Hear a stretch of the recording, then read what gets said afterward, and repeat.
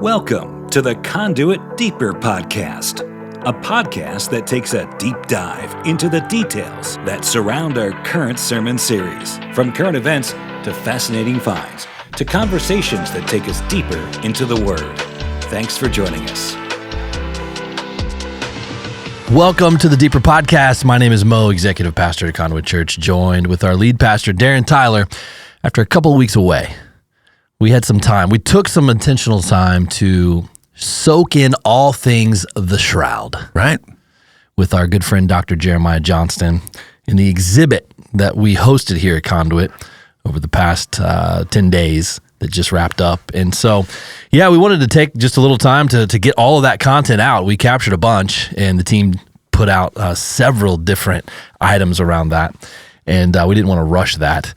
And it's got really good traction on a lot of conversation. YouTube, especially. Like I noticed that those clips, those shorts were going, really well. So there's a lot of interest out there right now, seemingly. At least the algorithms think there are. Yeah, a lot of conversation. And then I noticed our, our Blurry Boys, the Blurry podcast, interviewed someone about the shroud.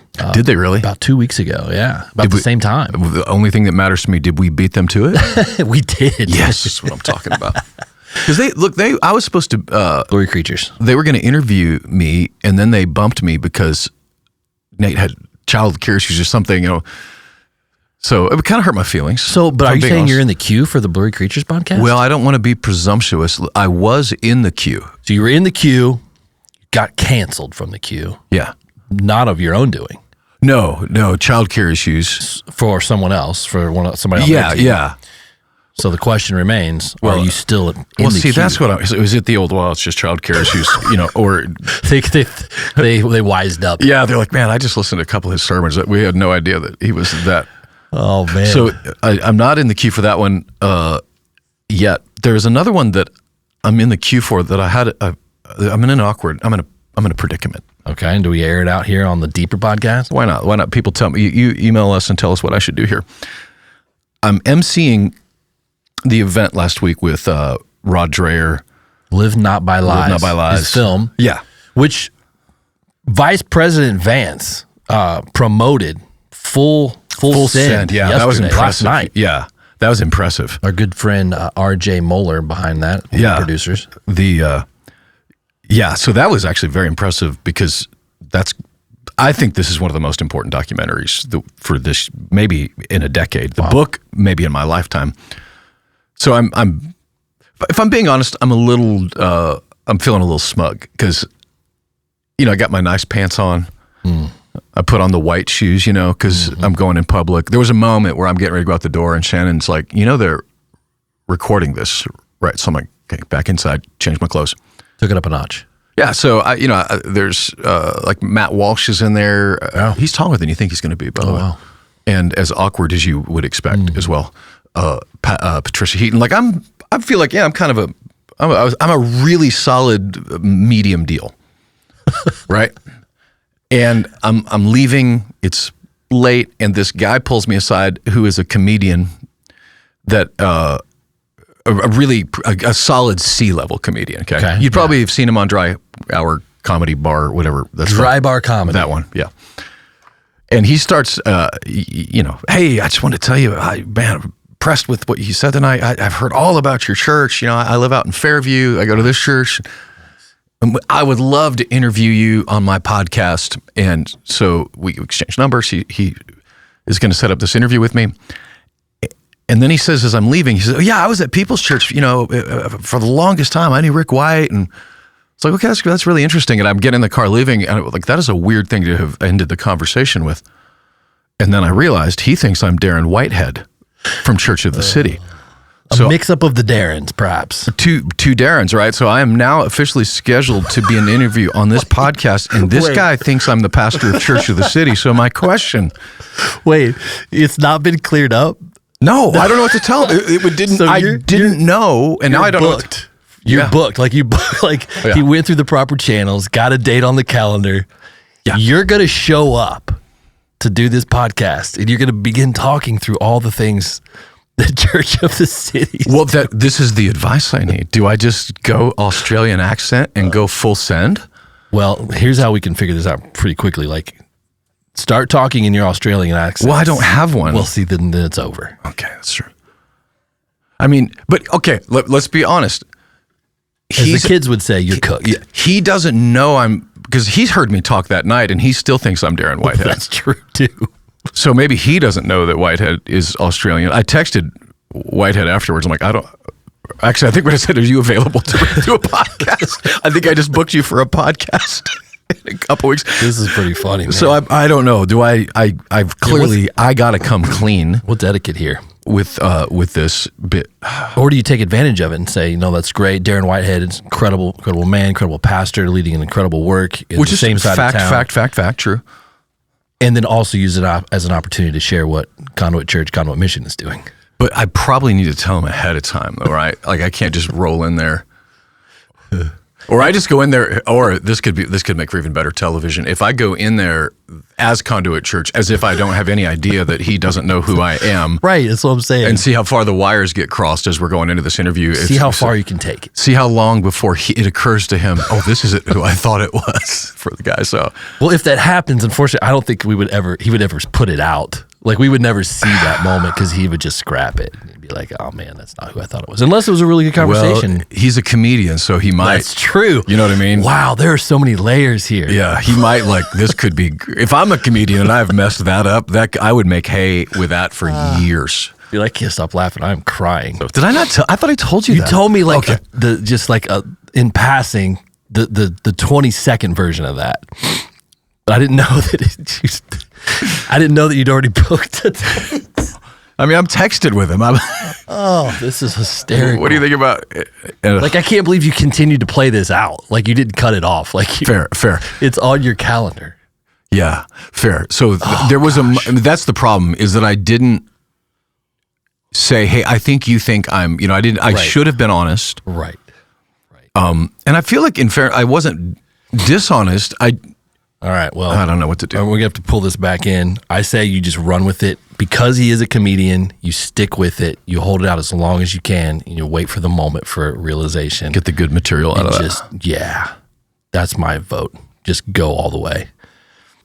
Because Jeremiah Johnston was here with the Shroud a month before Easter, we decided to then use that as an off-ramp or an on-ramp to talk about the 3 days between the crucifixion and the resurrection. Yep. So we launched a little mini-series.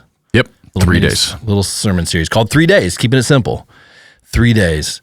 And so this past Sunday, you talked about the second day, the Saturday. Yeah. One of your working titles for that was Surviving Saturday. Yeah. It's really good. I think we'll kind of talk about that today, actually. Is what was Jesus doing on that Saturday? What was he doing? Where was he at? This is actually, there's a lot of takes on this. Some hot takes. Some theological. Which is by the time Friday came, there was a moment where, like, what am I even doing here? Like, this is like, yeah. Because if you go look at like Keller, MacArthur, because I'm thinking, okay, what are these other guys when they get to these passages? What do they say about it? And the answer is nothing. Like, you skip over it. Yeah. Well, that's, I guess, in fairness, MacArthur probably has a sermon on it, but he at least addressed it. But he does it like a MacArthur would, which is with 100% certainty on something that we're not 100% certain on. Right. But that was a moment, and like by Saturday morning, I'm like, So you're working on a sermon all week long to kind of dial in day 2 of the 3 days. Yeah. And as you're diving deeper and deeper and deeper into this, you're thinking, oh no, there's nothing definitive. Which way should we go? And it's pretty deep content for a Sunday morning. And that's the biggest issue, is that in a Sunday setting, that's why we have the Deeper podcast. In a Sunday setting, we have everything from of course I say we have 10-year-olds. We have some really smart 10-year-olds. But we have people that are literally brand new to faith that maybe have not had a relationship with Christ at all. And we got like MDivs in the room. And so it's hard to try to thread that needle anyway. But in 35 minutes, there was a moment on Friday where like I got to back out of this. I'm so stuck. I felt like I was so stuck. You ever been stuck in your truck, like where it's up to the wheel wells? I haven't. But I can imagine. Like there's that moment where like I can keep hitting the gas on this, or I can go get a chain and pull myself out because we're not going anywhere. So I pulled myself out and we restarted. And you did a great job, honestly. Like, that's kind. Thank you. The Sunday's teaching was really clear and practical, how we respond during the time of waiting in our life. Yeah, but which is really not what every Sunday is supposed to be about. But that is when there's so many people that are in the middle of that. Like I'm here, I'm in the struggle. I know there's a solution, and I'm stuck somewhere in between. Yeah, and that's if you haven't experienced that, or you're going to experience it in your life over and over again. So there's a lot of truth in just watching the way that the disciples and the women that followed Jesus responded. And to dive deeper into, let's just, let's talk about what could have been the possibilities on that second day as Jesus was buried in the tomb.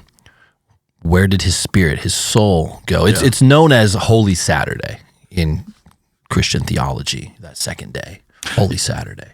Yep. The Catholic Church especially. Correct. Yeah. Like us Protestants we don't talk about this much, but Catholics make hay with it. Like they got whole holidays around it.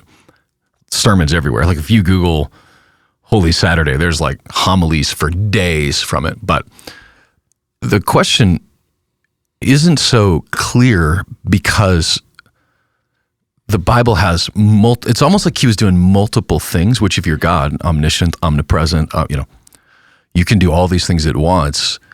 So that's entirely possible that these things actually all synthesize together into one thing because it's God. Today I'll be with you in paradise versus, you will not abandon me to Sheol. Like, okay, so what are we doing here? So what are the takes that you found the most convincing out of curiosity? I mean, the most convincing, Well, let's start with what are the takes? There's really three takes, essentially, that I can see. Maybe you have more and you can add to this. That's why we're going to talk about it. So the first take is that Jesus descended to Sheol or Hades, right? It's also known as the harrowing of hell. Sounds good. Sounds like a band. The theological world. It's where he descended into the realm of the dead to proclaim victory and liberate the righteous who had died before him. So he heads to this place. Physical place. Mm-hmm. Sheol. The realm of the dead. Realm of the dead, Hades. Yeah. The supporting verse for that is from Peter, the Rock, who writes in 1 Peter 3:18 through 20. We're gonna dive into this right here. It says, he was put to death in the body, but made alive in the spirit. So put to death in the body, alive in the spirit. After being made alive, he went and made proclamation to the imprisoned spirits. Yeah. To those who were disobedient long ago, when God waited patiently in the days of Noah while the ark was being built. All right, so there's a lot in there. Starting with, he made proclamation to the imprisoned spirits. The next logical question is, who are the imprisoned spirits? Right.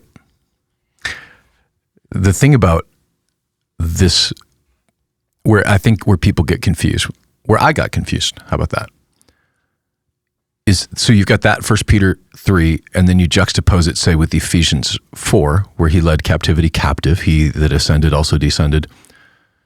A couple of possibilities there is that there is this is actually not even a possibility. This is the way Scripture lays it out. That the realm of the dead, paradise is also Abraham's bosom. Like it's actually the same place, but divided into two parts. The Lazarus explanation of that. He could see, the rich man could see Lazarus, but he couldn't get to him yet. Now that's what Jesus would refer to as Gehenna, Sheol, I think is the Hebrew, but that would be the word he would have used for that. And it was a place where the dead go until the final judgment. And so before Christ, Abraham's bosom, if they died, they weren't like in a kiddie pool filled with fire. There's this place with suffering for sure, like the story of Lazarus and the rich man. But then there's this other place where the spirits were locked up, which is separate from this. So with the confusion is these spirits that Jesus is talking to in 1 Peter 3, which I think probably is being referenced in Colossians 2 as well, disarming principalities and powers. And there's also the leading captivity captive. So the theory that seems to, the one I've settled on, is that those spirits, going back to the original question, and this is, Michael Heiser obviously has a lot to say about this, but even somebody like John MacArthur would say that whatever these spirits were, they did something so egregious that they've been locked up, taken out of play, which seems to indicate, you go to the context, right? Context clues, talks about Noah, those who were disobedient, those spirits. It makes the most sense to me that these spirits are the spirits of the ones who bred with the daughters of men, like to interrupt the DNA of humans. That seems to be the most. And so this Nephilim specifically, yes. Okay. And that makes the most sense to me when you synthesize it all together. That he wasn't going to do an altar call, by the way. Yeah, that's another theory. Yeah, is that he went down there to proclaim a salvific message, an altar call. Yeah, that they still had a chance, that they believed. Yeah, no. At least, well, not with, so 1 Peter 3, no, right? Mm-hmm. The people that had, on the other side, the Lazarus side of paradise, he led captivity captive, basically, those who were being held in that place, the saints, those he did preach to, or whatever you want to call it, proclaimed, like he came to set them free. They when you even look back to Abraham, he was saved by faith, right? Like that's what Paul says. There was by faith alone. Like that, even though there were sacrifices, there was still based upon his faith. That's Hebrews 11, because they believed, because they never saw the promise. They believed, but they never saw the promise, but they believed. Those people before Christ.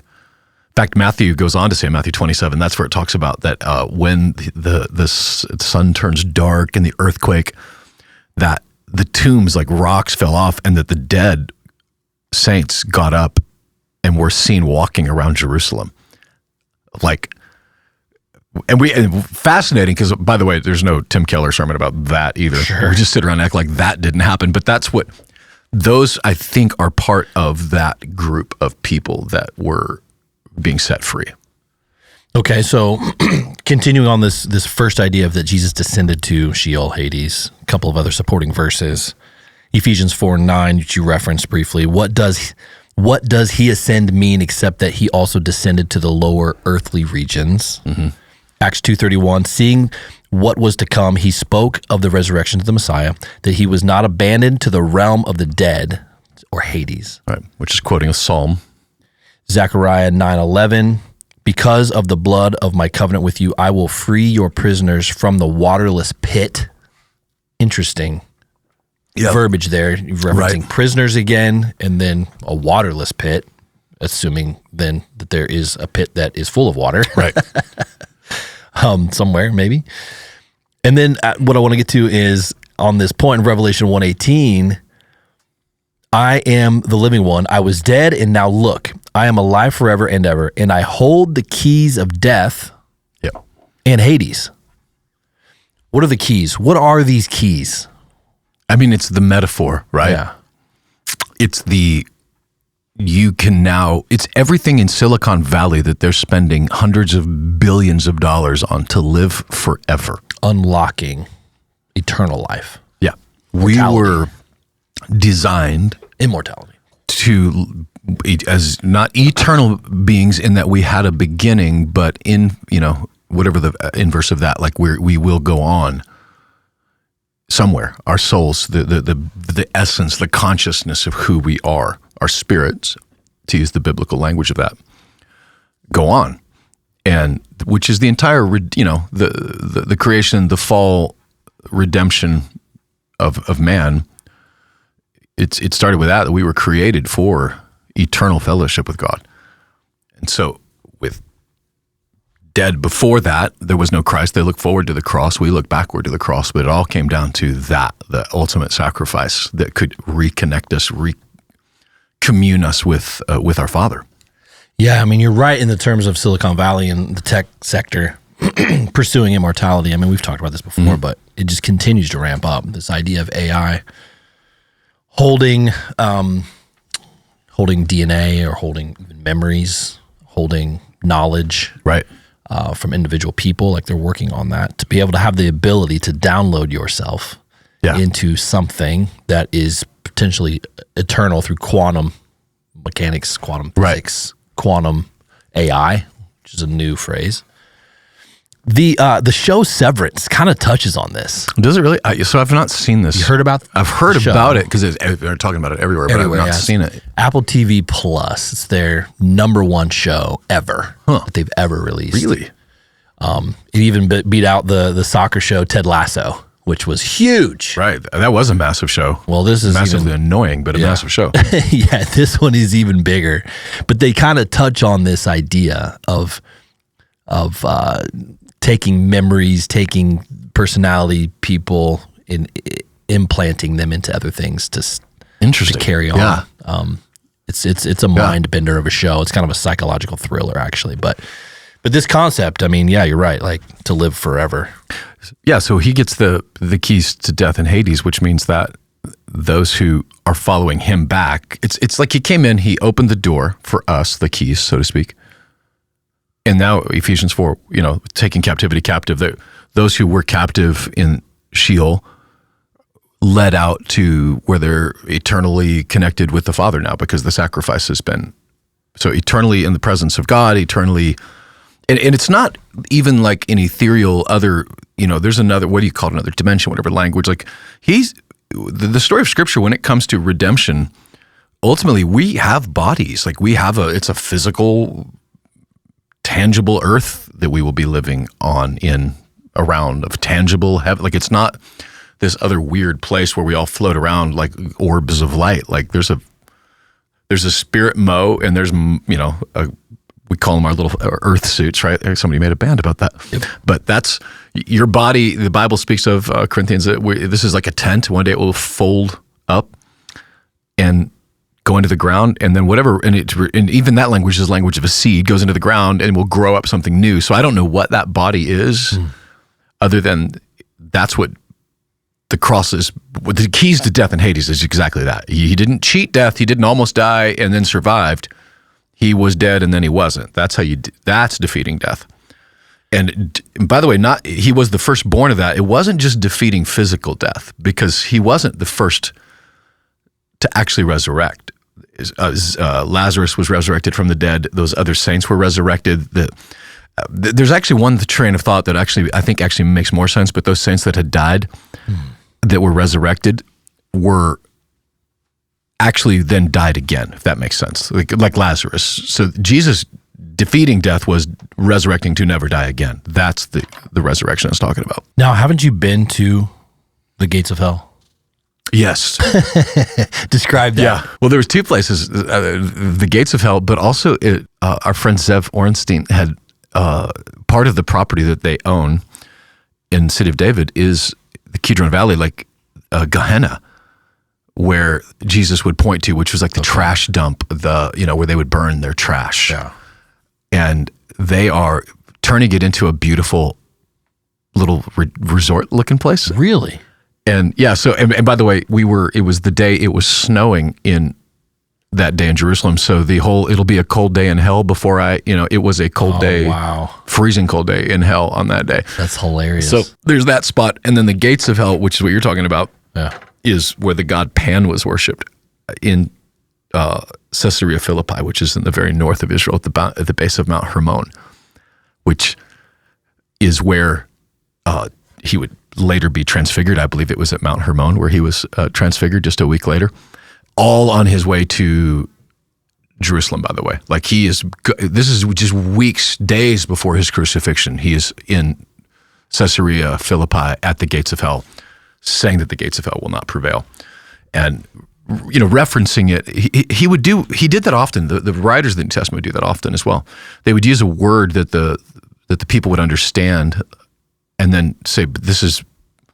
I've used it before, but John chapter 1, the Word became flesh. Logos is a Greek idea of ultimate knowledge. Ultimate. If you understand Logos, you understand the entire world. And he's saying, "No, I'm actually that Logos." So he uses a phrase that they would have recognized, Sheol, Gehenna, like that, because they saw that and they understood that. Some people have, by the way, used that as, well, there is no such thing as actual hell. Jesus was just referring to a trash dump.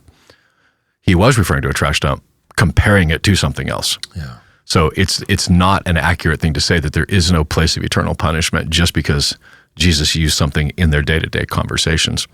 Peter, by the way, uses a word, I think it's Tartarus, T-A-R, like tartar sauce. Yeah. That's where we get our word tartar sauce from.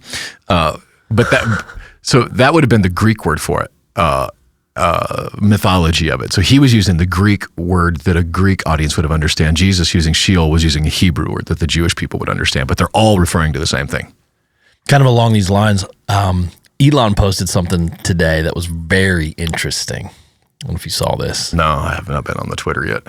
Today, anyway. He said this: "As I mentioned several years ago, it increasingly appears that humanity is a biological bootloader for a digital superintelligence." See, we don't need that. What in the world? Here's what it is, man. We are at the core of who we are. Like we this longing that, well, Jesus, the Psalms, refers to it as a thirst, right, for God. And we'll do anything to fill it up. So even his idea, if you were to superimpose like theological language on it, like that's I'm going to be transformed. There's a new body waiting for me. He's talking about leaving the earth so that we can save humanity. Yeah. Mars. These are all identifying the same problem, which is the actual problem. He's a coder. Unfortunately, he is not coding the right solution for it. Like we know there's a problem. He's just identifying it. And his solution without God is we're going to have to code our way out of this. Yeah, he sees this as a matrix, essentially. Like, yeah. Well, and again, the same language we talk. That's where there's a spirit realm and there's the physical world, and we would say that the spirit realm is more real than even our world. He's just framing it using, physicists' language instead of spiritual language, which you have to stretch. The further and deeper down you go into like string theory, you're suddenly having a religious conversation without God. Multiple dimensions, outside of time, infinite. These are spiritual theological words. I will say that it's been fun experimenting with multiple dimensions with the new ChatGPT rollout of image creation this week. Taking pictures and see what it would look like to have a Muppet universe. Like everybody's doing this, right? Like they're taking a picture. Oh, is that what it's based on? Is like this is your alternate universe? Like that's the idea? No, but it's just like you can create it in any scenario. Like it's like, upload a picture and make it look like the Muppets or Lego universe or The Simpsons universe or whatever you want. But it's like, I feel like if I should upload it, but I feel like it'll hurt my feelings. You know what I mean? If it turns me into like Fat Albert or something I want it to be kind to me. And so the other option here. So the first one is Jesus descended into Sheol and Hades, right? With the keys of death in Hades. The other option, which you kind of touched on here, but is that Jesus was then in paradise. So that's 2A. And then 2B is like, okay, what is the difference between paradise and heaven? Are they synonymous or are they two different things in Scripture? Two different things. Yes. And so that, to me, that gets muddy for a lot of people really quickly. Yeah, if you don't define the terms, it actually makes it more confusing. Unless you know the terms they're talking about and what that means, and then it suddenly, this is not confusing at all. It was specifically referring to Luke 23:43. Truly, I tell you, today you will be with me in paradise, talking to the thief. That's where that initial phrase ultimately arises from, paradise. Right. 2 Corinthians 12:4, Paul speaks of being caught up to paradise, interpreted as some sort of blissful place, with God. Yeah. And then Revelation 2:7, to the one who is victorious, I will give the right to eat from the tree of life, which is in the paradise of God. Yeah. And so that's a different, by the way, reference. That is heaven. So the paradise there is maybe in the Greek rendered heaven more accurately. Yeah, that's why you have to look at the context around the verses with it. So when Jesus uses paradise, other places, Abraham's bosom, like they had the Jews had different phrases for the realm of the dead. The one thing consistent was there were two parts of it. There was, first of all, you're conscious, whatever it is, but then that's broken into two parts. The part where the wicked are being punished, and the part where the righteous are being held in a place that was comfortable, conscious, but they were waiting for, because they still had not been reconnected to the Father, so to speak.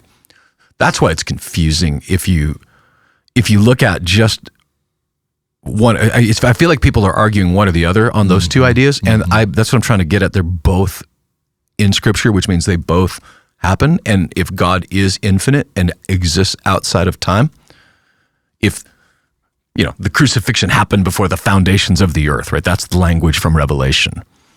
That means he's outside of time. And it means that Jesus could be with him today in paradise. And especially then if you connect it that there are two parts of paradise, then both, it's 100%, that there's no conflict at all then, because there's the wicked part, the righteous part. He's gone to both. And then at some point along the way stops in this prison, this pit, this abyss, and basically spikes the ball in the end zone. Right. I mean, that's what he does. He's not doing the altar call for the Nephilim. He's basically saying, "You sons of guns! This I told you we're going to open up a can of whoop." God leaves them there, and one day they will be thrown at the end of Revelation into a whatever this lake of fire is where they will be. Those imprisoned spirits will be forever. But for now, they're still held in some kind of prison. Side blurry bar here, but there's this theory that, at the end when it says that he opened up the pit in Revelation and out came these, I think that's part of the Great Tribulation. Okay, I was going to get to that. Like that, there is that's could very well be what, when he lets them up, the wickedness of the earth, the wickedness of humanity. If the tribulation is about mankind getting the answer to our prayer, "My will be done on earth as it is in heaven," this is the answer to that prayer. You want this way, this is the answer to your prayer. I think it's C.S. Lewis that said that, whatever hell is, it is definitely you saying, "I want to do my life without God," and you getting it. Like the answer to your prayer, you have succeeded at your prayer. Be careful what you wish for, because this is what you've asked for. And he goes on, I think this is Tim Keller too, goes on and talks about that there's nobody in hell that did not want to be there. By the time, if that's where you are, you have raged against God, even to the point when you see the rock, cry out to the rocks, fall on us, like whatever, they're still cursing God from hell. Like it's like a social justice warrior where you're just angry but they don't even know why they're angry, and they're angry at God. This is you're the oppressor. Us poor victims. Like it's a power dynamic struggle. You can literally hear like some social justice woke warrior using that language, because it's from the pit of hell. That is, if it's about power and we're the powerless, that God should anyway. It's nobody's there that doesn't want to be there. Because you won't find anybody in there saying, "Let me out of here." So if this pit of hell is released as part of the tribulation, do we think that there's a physical pit of hell somewhere in the physical earth? Are you old enough to remember all the rumor stories of they were drilling a hole in Russia and as they heard the screams of, there's part of this is ties into, I know we're referencing TV shows here, but Stranger Things kind of alludes to this too. Yeah, they do. Yeah. I think it's just another realm. A spiritual realm. Yeah. But, it's guys like Alberino, whatever, make really clear, we call it a spirit realm like it's some pretend dream, but it's an actual just another parallel. dimension. Yeah, another dimension, whatever you want to call it, that is as real as we are right here. There is a real someplace somewhere that Jesus went to spike the ball with these guys. Yeah. So, at some point they're released back into this dimension. And it's the theory, of course, is that whatever they are, they're so wicked that they had to be locked up because they would have destroyed humanity before humanity had a chance to be saved. It's a really wild thought. There's so much symbolism or so many references to chains, locked up, pit, keys. Yeah. I mean, it's like over and over in Scripture regarding this. So do you know what this was an interesting tidbit. The most common phrase that Jesus used to describe hell, or the New Testament describes hell, is not fire.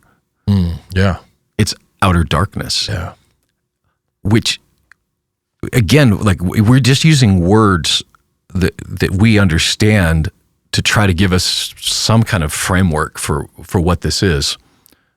People get real serious real quick about that it is a physical, literal lake of fire, and it could be. We don't know. But one of the tricks for me is that, well, first of all, I want to be very clear. One of the dangerous slopes that I've seen over and over again, this is where universalism is born from, is that we're all saved. So there is no hell. That's whether it's Rob Bell, whatever, that's the first thing that they usually goes is eternal punishment. Yeah, I mean, that was his first big step towards the progressive direction, about 10 years or maybe 14 years ago. Yeah. He came out with that book and then just went all the way with it. Right. And I've yet to find, they're probably out there somewhere. I've not met one. I've never met anybody that comes from a persecuted country that has a problem with the doctrine of hell. That's a very, very Western privileged, idea. Yeah. But it could be that we just don't have the right. There's no English word. There's no human word. So Jesus is using these other words, and outer darkness is the one that he uses. Which the further, is the second law of thermodynamics, right? That where everything is entropying, everything is moving from hot to cold. Everything is, so if you take your dinner out of the oven and you leave it on the counter, it's hot. If you leave it there for a day, eventually it gets cold. The further it gets away from the source of heat, it entropies, and eventually you don't even want to be around it because it's going to be full of maggots. And so you start to see that and think, oh, this is, if I'm away from God, Dante's deepest level of hell. Right. Yeah, I was going to reference that as well. Right, is ice. Yeah. He's frozen. Yeah. Like if you go to the deepest pit of hell in Dante's mind, it wasn't a lake of fire. It was frozen in ice. Now you're about to get really blurry because there's a whole sector, subculture of people that believe that exists in the South Pole, the Antarctica. Are these the flat earth ones? And probably.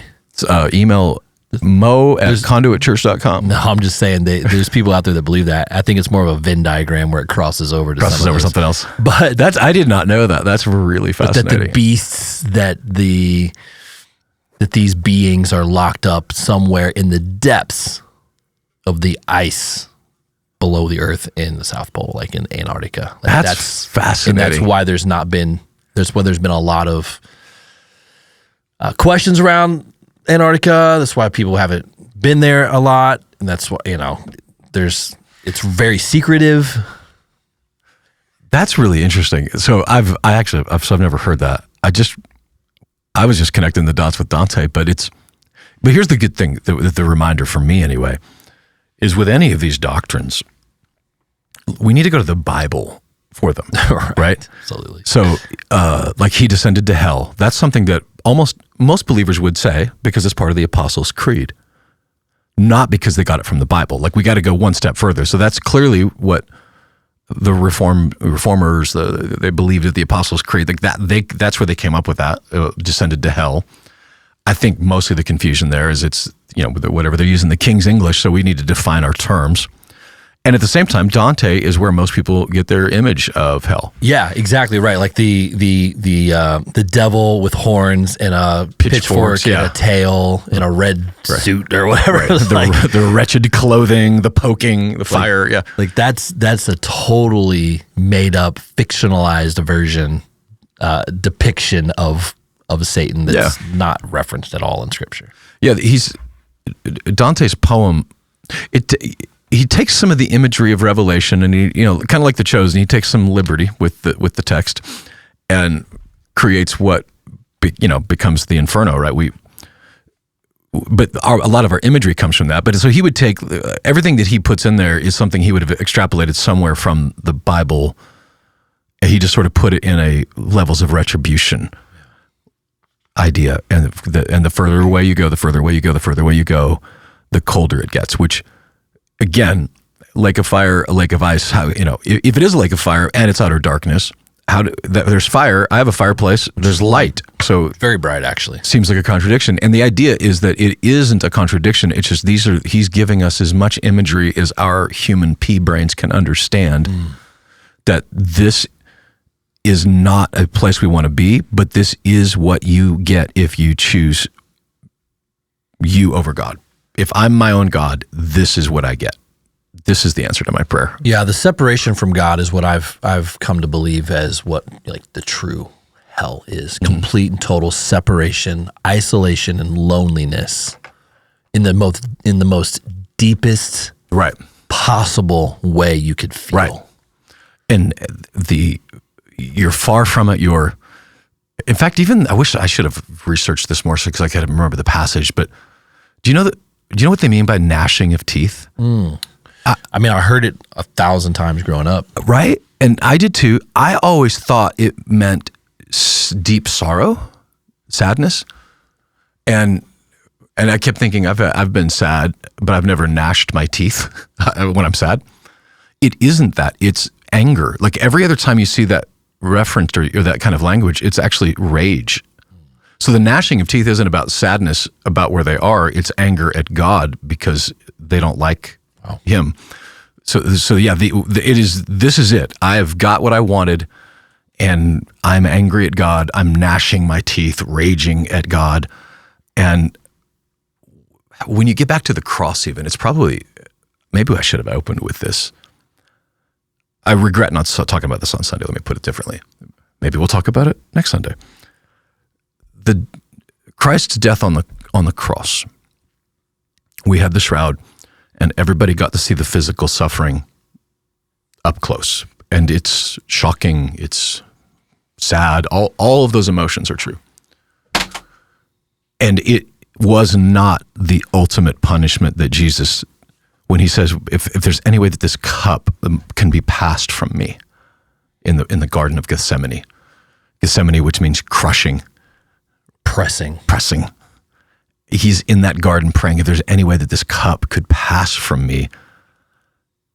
And the way that you can look at it is not necessarily by what he does say on the cross, but by what he doesn't say too, right?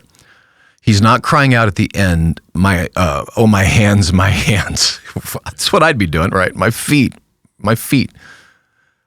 He doesn't, in fact, the Bible goes to great lengths to say that he was silent. As they were pounding nails in him, as they were beating him and mocking. But when he cries out on the cross, he cries out, my God. First time he refers to him as God, not Father. Why have you forsaken me?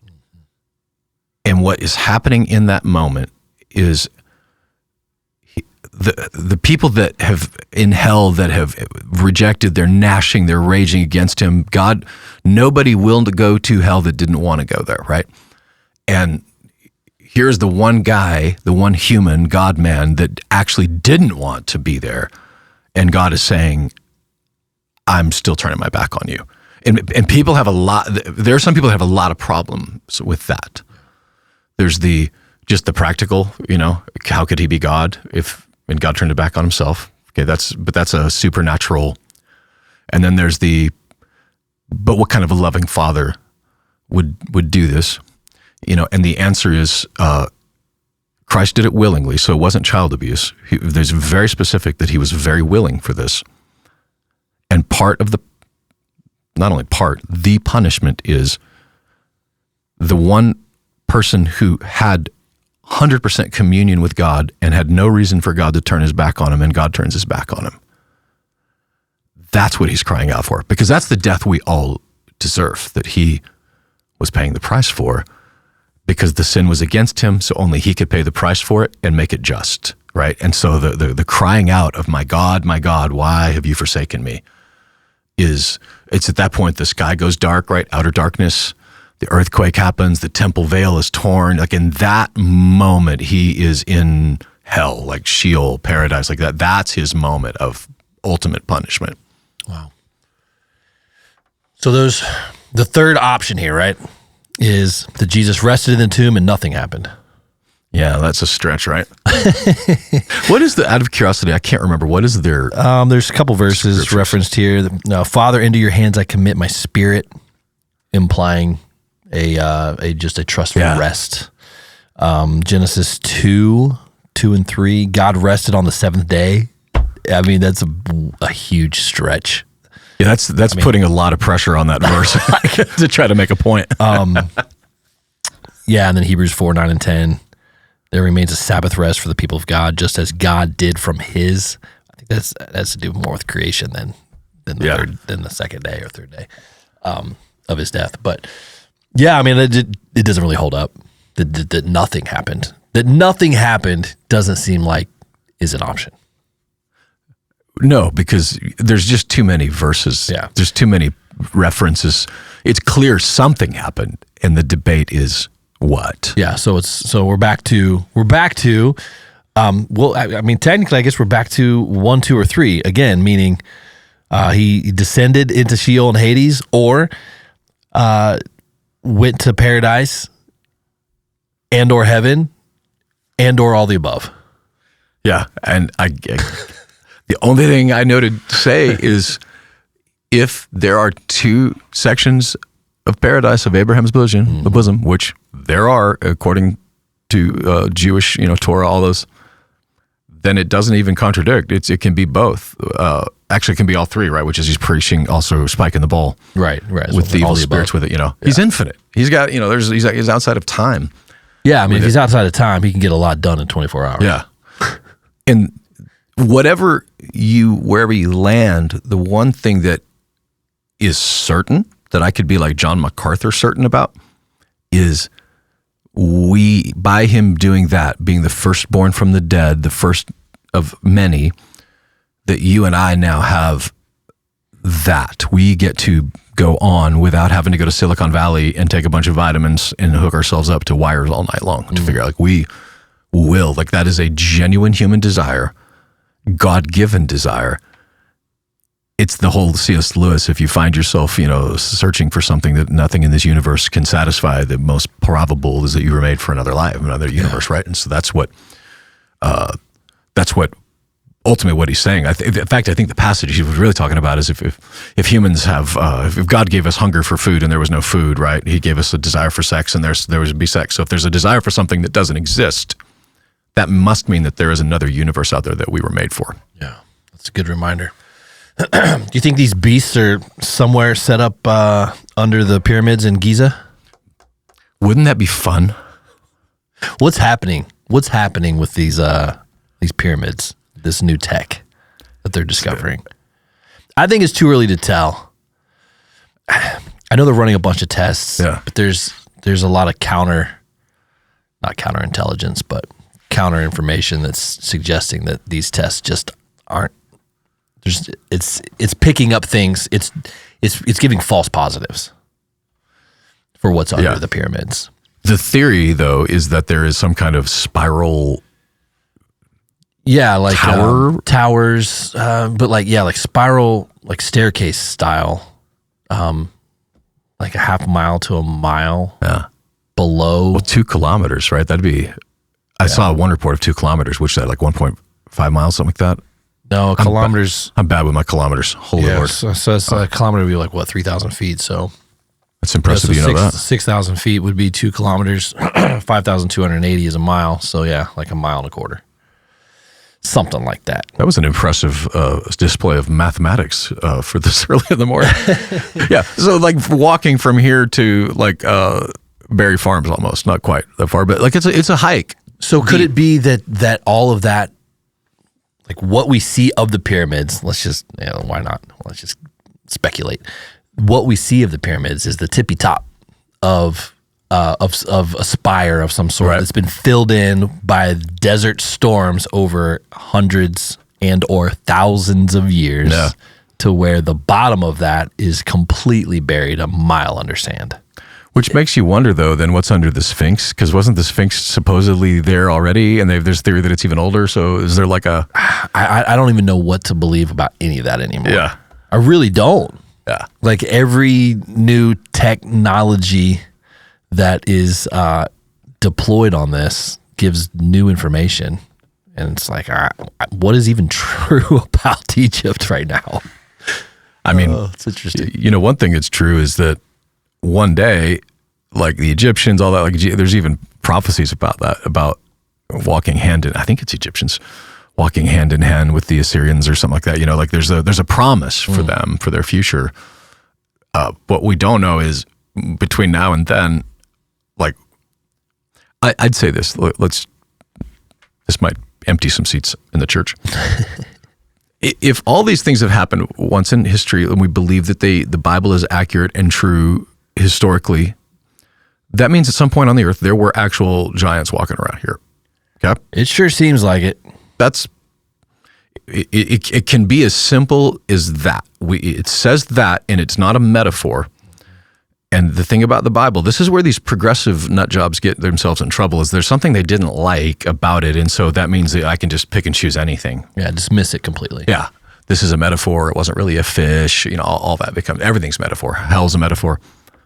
But if you take the Bible literally, and the thing about going to Israel is you see over and over again that archaeology consistently has always proven the Bible.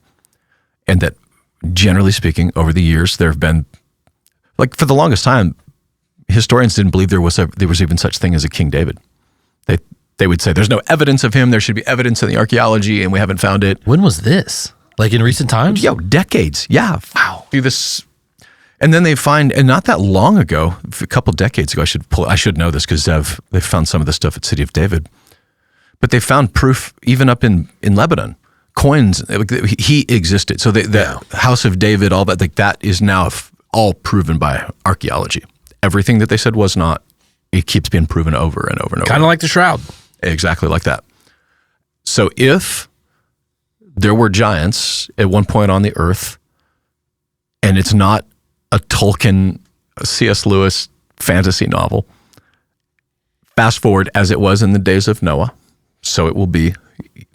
You know, and it does say they were given to partying and carousing, all that. That was part of the days of Noah. But part of the days of Noah were those demonic entities that were in the pit were on the earth. And I think personally, this is in Darren's opinion, that part of that unleashing, that unlocking those spirits coming back is part of that there will be things that you and I thought were pretend that were only the stuff of our nightmares turned out to be quite literal, quite real, and quite back. Wow. You know, back here again. So we should be, it's important because look, if somebody shows up in a UFO and declares God, you know, it doesn't negate our faith. Like it never once says how they got here. That's why, I mean, Alberino talks with such confidence that it's in craft and metals and, you know, so, but we don't know that, but it's also not impossible or implausible that is what it could be. Yeah. And when you start to see the world in the shape that it's in now, how are we ever going to fix this? How are we going to, who can fix this? Everybody knows the problem. Nobody knows the solution, you know, and a bunch of giants walk out, you know. Right. Prepare yourselves. Yeah. Everybody move to the country, get your chickens and batten down the hatches. You know, we shouldn't be surprised if that's because these things were literal. And if you don't believe they were literal, Jesus did. So you can't say you believe in Jesus as the Son of God and not believe those things were literal because he did. He believed in a literal flood. He believed in a literal creation. He believed in literal giants and literal Adam and Eve. Like all those things were literal. Speaking of Alberino, You've had an opportunity to do just a couple quick things with Michael Knowles recently. Yeah. Which is kind of fun through the Daily Wire, I believe. Or is it Daily Wire? Yeah, yes. I should know that. And then I don't know if you saw this, but Knowles had Alberino on for like 2.5 hour video podcast, which I've not watched or listened to yet. Yeah. He just released it this week. Well, can I tell you, that our church is how that happened. Okay, great. I was wondering if there was a connection there between all women. Gosh, it's kind of a small circle of people. Yeah. Did we help on-ramp some of that? 100%. Fantastic. So Ben Davies, God bless Ben. He's part of our church family. He's the producer. Yeah. Michael Knowles Show. And he listens to or is familiar with what we do, or the Blurry Creatures guys and all that? Yep, 100%. And I sent him a screenshot from Alberino of hey, saw you on the Michael Knowles Show. How do you say his name? Knowles Show.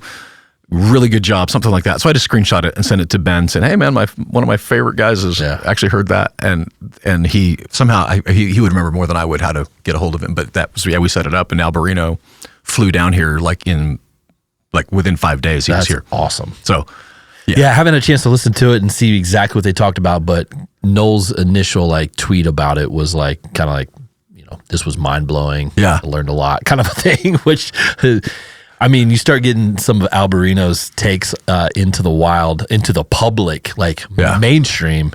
That could open up some really big doors. Yeah, I mean, the thing about, and maybe this is where Michael Knowles is in his faith and his walk. There were certain things as I grew up, and I just sort of took for granted that I already had that one figured out. Mm. And then over years going, actually, there's a lot that I thought I knew that, this is actually way weirder and way bigger and way better than I thought. Alberino is one of those guys. People love him or hate him, whatever, but you can't say that he's not well researched and that he has not thought this through. And he has made he's made many statements, and if you've ever been around him, you know that it's not even for the shock value. He genuinely is about reaching the world for Christ. He talks about who is worthy to open the scroll, and he'll get teary-eyed, that nobody was worthy. This is all about that, all about Christ. And so you don't have to check your brain at the door. And if you don't, all this post-enlightenment stuff, this is what Michael Heiser talked about so much, that much of our faith is informed by things that were written post-enlightenment, quote unquote, and the further enlightened, quote unquote, we have become. In the words of Don Henley, the more I know, the less I understand. And that's why you got guys like Elon Musk, or even when you start hearing people talk about string theory, and I realize I've just listened to this for an hour and I have no idea what any of that means. Yeah. And neither do they, right? That's Alberino's, that this is just as likely, right? Sure. And that's if the time of the return of Christ is as imminent as I hope it is, then we're going to see some wild stuff. And, obviously there's different views, pre-trib, mid-trib, halfway in between trib, whatever. All that stuff aside, Jesus is going to return, and there's going to be some wild things happening before that. And it's a really exciting time to be alive. Great. Fun conversation. And I have one more question for you that I know everybody's really asking. This is what everybody really wants to know, is who are you picking to win the Final Four for the March Madness this year? Championship. Can we do phone a friend? Nope. No, here's your 4 options. Oral Roberts University?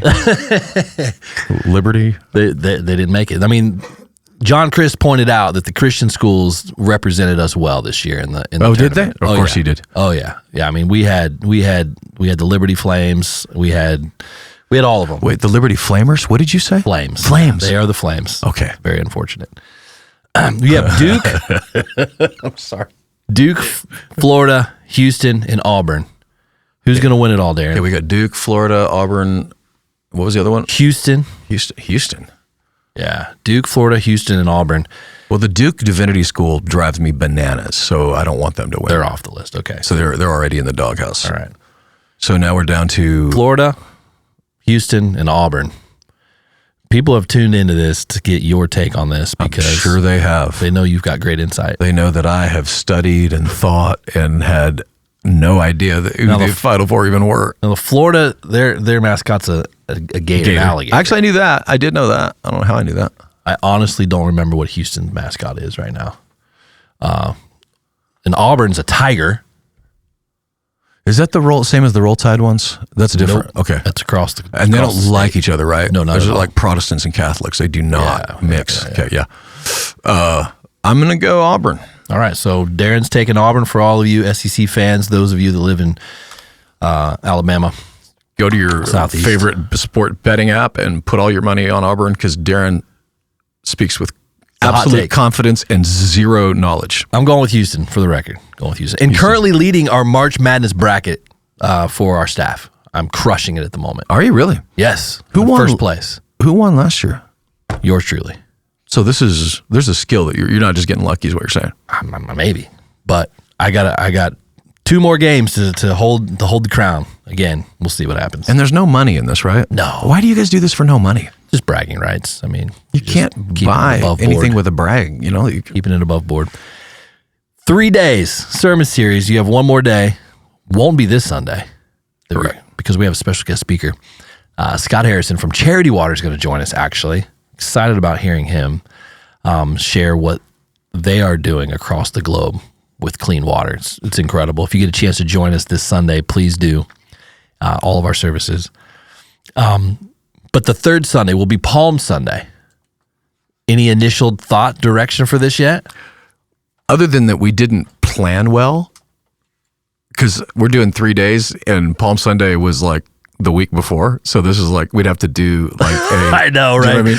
It's but like you said, it's like a Netflix series. It's like a flashback. Yeah. Gives us some liberty here. Yeah. Creative liberties. Well, so it's funny you point that out. So that's the current whiteboard idea that I'm really praying through is what would Jesus have been thinking on Palm Sunday and then synthesizing it with 7 days later. So oh, wow. It's the third day, but 7 days before that, he's on a donkey. Blessed is he who comes in the name of the Lord. So that's sort of because that's ultimately what they were looking for, was the King of Kings, the Lord of Lords. And it's why most Jewish people still are waiting, because he did not come in on a white horse with a sword, figuratively or literally. So, Sure. So I'm gonna try to synthesize that, and then if I'm really lucky, blessed, whatever you want to call it, a third synthesization, whatever that word is, with his ultimate return, because they're all connected. There's his triumphal entry, I believe, is what we've referred to that in our little Protestant circles. There's the resurrection, and then there's the return. And so I want to connect those dots. That's good. And how they come together. It's good. Well, if you get a chance, join us for Easter weekends coming very soon. We are having 7 service options for our church family to choose from. Saturday, April 19th, 2 p.m., 4 p.m., and 6 p.m. And then Sunday, Easter Sunday, we have our sunrise service at 6:30 in the morning. And then our 8 a.m., 10 a.m., and noon. Plenty of opportunity for you to join us. If you haven't planned already, please take a look at that. Let us know you're coming, RSVP. Go to our website, ConduitChurch.com. And if you need any information or want to catch up on our podcast or the teaching series, you can find us at YouTube. Just search Conduit Church. We'll see you again next week.